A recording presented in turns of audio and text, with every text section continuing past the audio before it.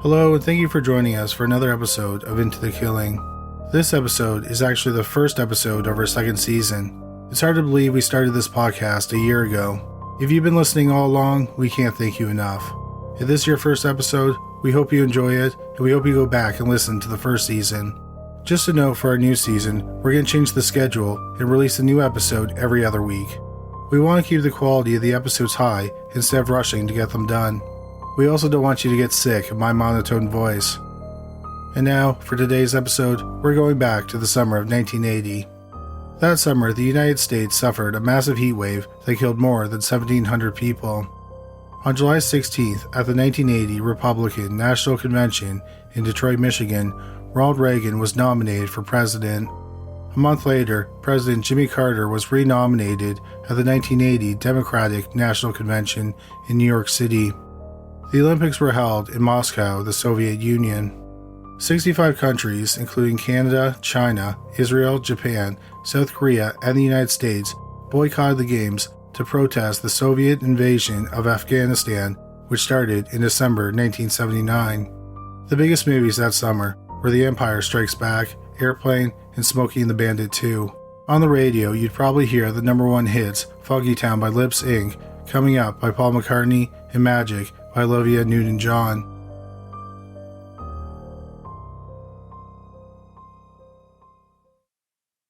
That eventful summer, Sabrina Gonsalves and John Riggins, who were both 18, met while working for the Recreation Department for the city of Davis, California. Riggins was an excellent athlete who excelled at soccer and baseball. Gonsalves was passionate about horses. Eventually, the two started dating. That autumn, the couple was attending the University of California, Davis. On December 20th, 1980, the couple was at the Davis Veterans Memorial Building.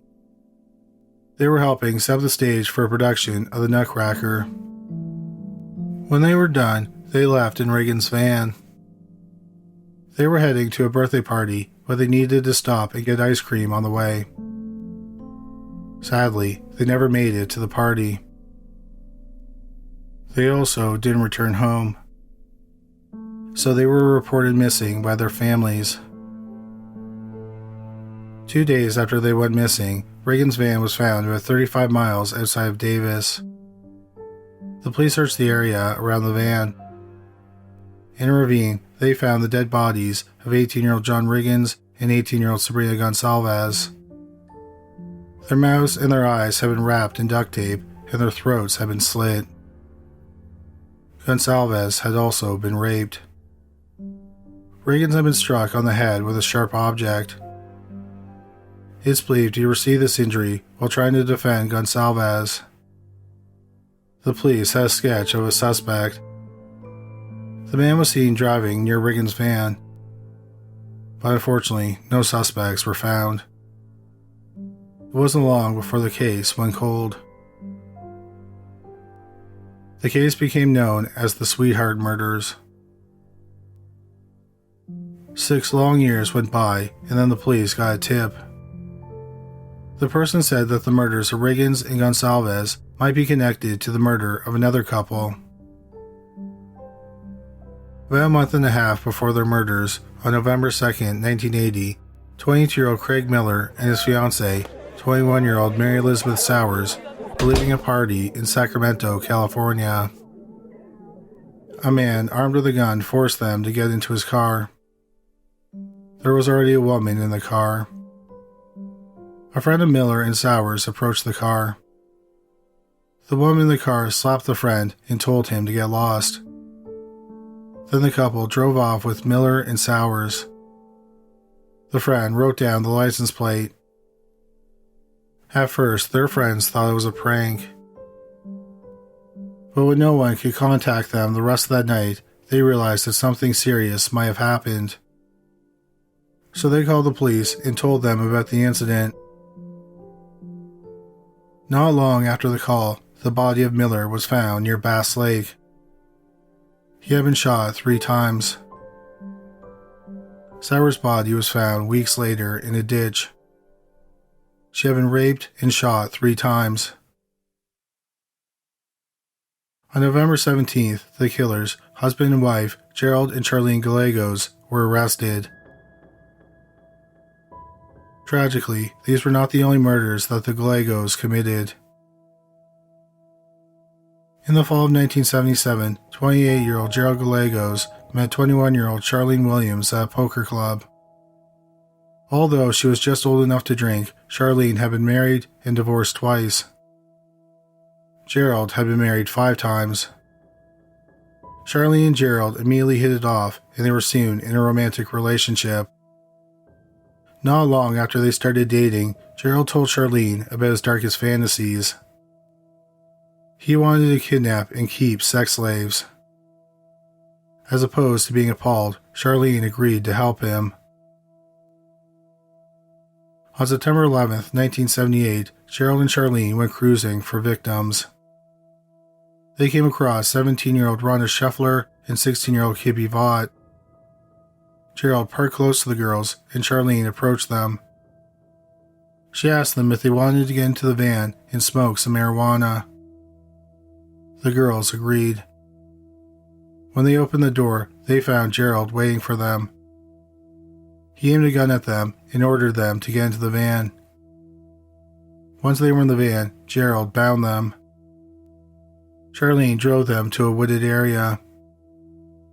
Gerald freed the girls from the bindings and led them away from the van. He sexually assaulted them and brought them back to the van. They drove to a remote area, and Gerald told the girls to get out. He then shot them to death. Their bodies were found 2 days later. 2 weeks after that, Gerald's 14-year-old daughter went to the police. She said that since she was 6 years old, her father had been sexually abusing her. Gerald found out she had gone to the police, so he and Charlene decided to flee the state. But before leaving, Gerald and Charlene got married. The couple ended up in Houston, Texas. On Father's Day 1979, Gerald and Charlene traveled to Washoe County in Nevada, and they ended up at the county fair. Charlene approached 14-year-old Brenda Lynn Judd and 13-year-old Sandra K. Colley. She asked them if they wanted to make money by putting handbills on the windshields of cars in the parking lot. The girls said yes, and they followed Charlene back to the van. Gerald was waiting for them in the van, and he bound the girls. He sexually assaulted them in the back of the van while Charlene drove around. Then Charlene drove out to the desert. Gerald took the girls out of the van one at a time. He beat them to death with a hammer and buried them. After the murders, Gerald and Charlene did something bold and moved back to Sacramento, where Gerald was a wanted man. On April 24, 1980, they went hunting again. As they drove around, Gerald saw 17-year-old Karen Chibin Twiggs and 17-year-old Stacy Ann Redican coming out of a bookstore. Charlene went up to the girls and asked them if they wanted to smoke a joint. Just like the other 4 girls, Karen and Stacy found Gerald waiting for them, armed with a gun. Once again, Gerald sexually assaulted them in the back of the van while Charlene drove around. They ended up in a wooded area. Like Brenda and Sandra, Gerald beat Karen and Stacy to death with a hammer, and then they were buried in shallow graves. Karen and Stacy's bodies were found 3 months later. A couple months after killing Karen and Stacy, the Gallegos were driving on a highway. They came across 21-year-old Linda Aguilar, who was hitchhiking. She was 5 months pregnant. They pulled over and offered her a ride. She got into the van. Charlene drove to a remote area, and Gerald raped Linda. He beat her to death with a rock, and to ensure she was dead, he strangled her to death. Linda Aguilar's body was found several weeks later. Over a month after killing Linda Aguilar, Gerald kidnapped 34-year-old Virginia Macho after she left the bar where she was a bartender. He raped her and strangled her to death. He dumped her body near a pond. Her body was found a couple months later. Nearly 4 months after that murder, Charlene and Gerald kidnapped and murdered Craig Miller and Mary Elizabeth Sowers, which eventually led to their arrest. In 1983, Gerald was found guilty of murdering Miller and Sowers, and he was sentenced to death. In 1984, he was extradited to Nevada, where he stood trial for the murders of Karen Chipman Twiggs and Stacey Ann Riggins. He was found guilty and he was sentenced to life. Charlene made a plea deal and testified against Gerald. She was sentenced to 16 years and 8 months in prison. The police noted similarities between the murders the Gallegos committed and the murders of Sabrina Gonsalves and John Riggins. The Gallegos generally kidnapped pairs of people from public spaces. The women were raped. Then their bodies were dumped in rural areas. But the police knew there was no way Gerald and Charlene killed Riggins and Gonsalves. That was because they were in jail at the time of the murders, because they had been arrested for the murders of Miller and Sowers. The police ended up developing an unusual theory. We're just going to take a short break from this episode to bring you a word from our sponsor, Talkspace. Not to get too deep into my personal life, but I have a very complicated relationship with one of my siblings. I love them dearly, but I do not agree with many of their life decisions, but I often find myself dragged into their problems. It's incredibly hard discussing this relationship with other people in my life because they know this person and they have a very strong opinion about them. So I like having a neutral person to talk to. Talkspace Online Therapy connects you to a licensed professional to help you work through it. When I talked to a counselor, I immediately felt better. I felt like it was just nice to talk about my problem. From there, she taught me how to set up proper boundaries and not to blame myself for their problems. I know not everyone has the same problems as I do, but I know that family relationships can be complicated. After all, you can choose your friends, but you can't pick your family. But whatever problems you may be having, you should check out Talkspace. Talkspace is the #1 online therapy platform. There are thousands of licensed therapists available for you to match with across a dozen specialties, including anxiety, depression, relationships, and more. Connecting with a licensed therapist or scheduling a session is a breeze. Talkspace is also secure and they are very professional. If you need a little support to help you through the end of the year or you want to start building towards a better upcoming year, Talkspace is here to help. Match with a licensed therapist when you go to Talkspace.com and get $100 off your first month with the promo code listed. That's $100 off when you use the code listed at Talkspace.com. The police developed a theory that the murders of John Riggins and Sabrina Gonsalves were copycat murders to make it look like the Gallegos were innocent. The Gallegos could simply point out that some other psychopath was killing couples, which might create reasonable doubt in their case. The police thought that Gerald's half-brother, David Hunt, may have been the one who committed the murders. David had a criminal record that made him a plausible suspect. In 1985, he was running a marijuana operation ring. In June 1985, he was arrested for kidnapping, attempted rape, and attempted murder. He had kidnapped a couple near Fort Lewis, Washington, and nearly killed them. For the crime, he was sentenced to 35 years in a federal prison. The police concluded that David probably didn't work alone in the murder of the couple. They all thought that his wife, Sue Ellen Hunt, his former cellmate, Richard Thompson, and his friend, Douglas Lanier, all played a role in the murders. Just weeks before the murders, Thompson was in San Quentin prison. He escaped on November 24th in his plea that David helped him.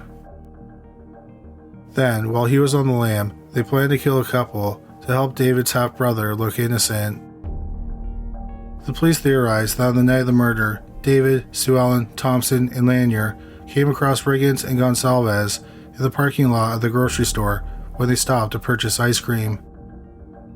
They drove them out of town, and at least one of them raped Gonsalves, and then they killed the couple.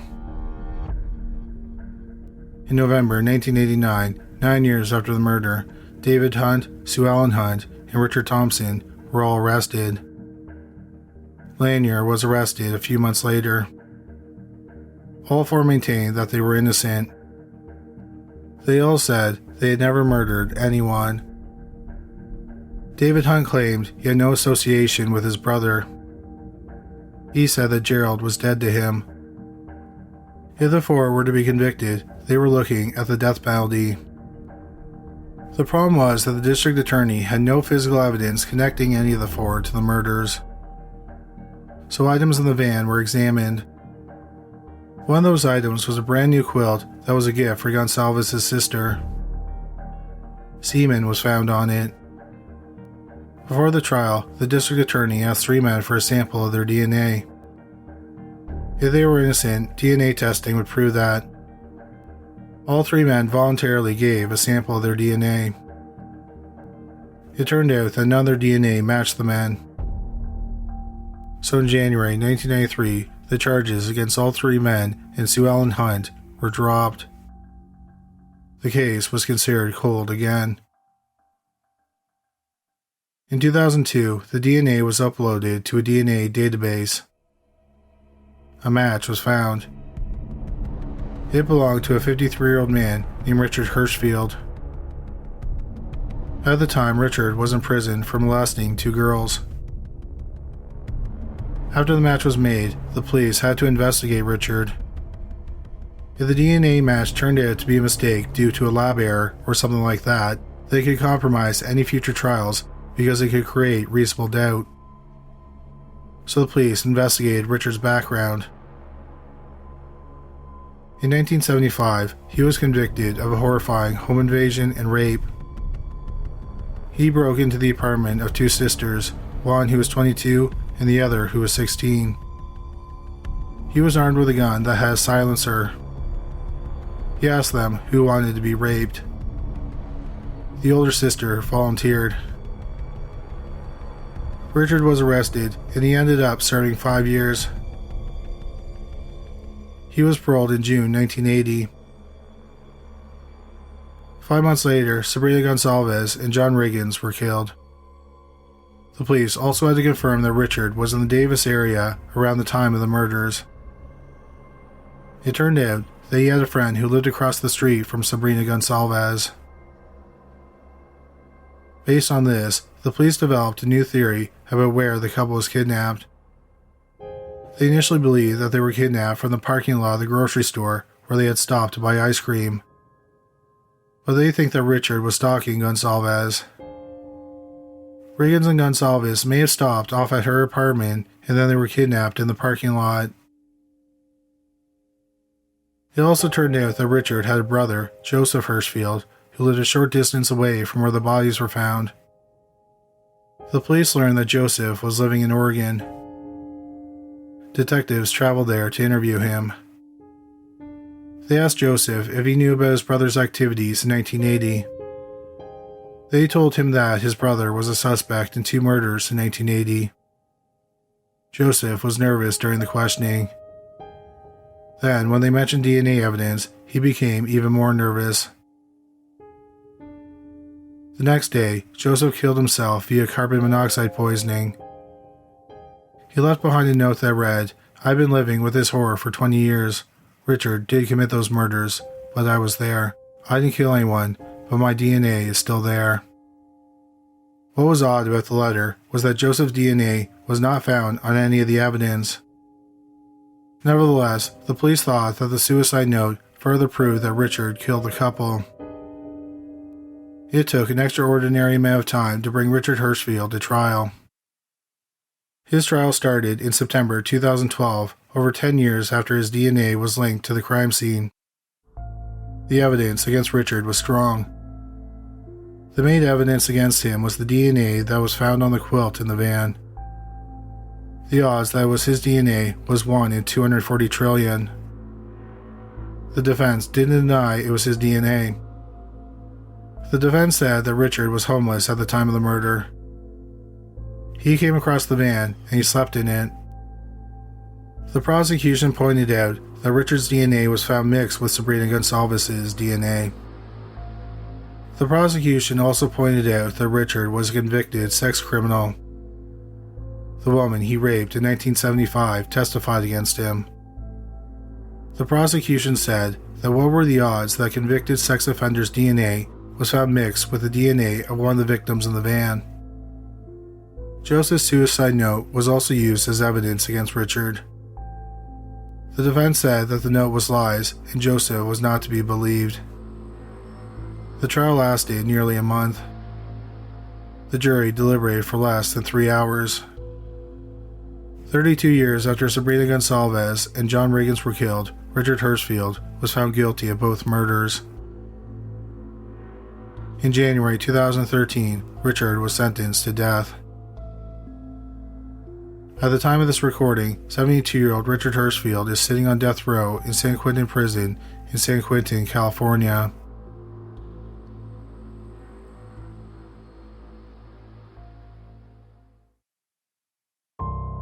Thank you so much for listening to this week's episode. Our fact checker, sound designer, and editor was Nell Coulier. Recently, we launched a new YouTube channel called Paranormally Listed. On the channel, we discuss ghosts and hauntings, aliens and UFO sightings, and encounters with cryptids and monsters. You can find it at youtube.com/paranormallylisted. Of course, we still have our true crime channel, Criminally Listed. You can find it at youtube.com/criminallylisted. Well, that's all for today. Thank you so much for listening. Please take care of yourself and stay safe.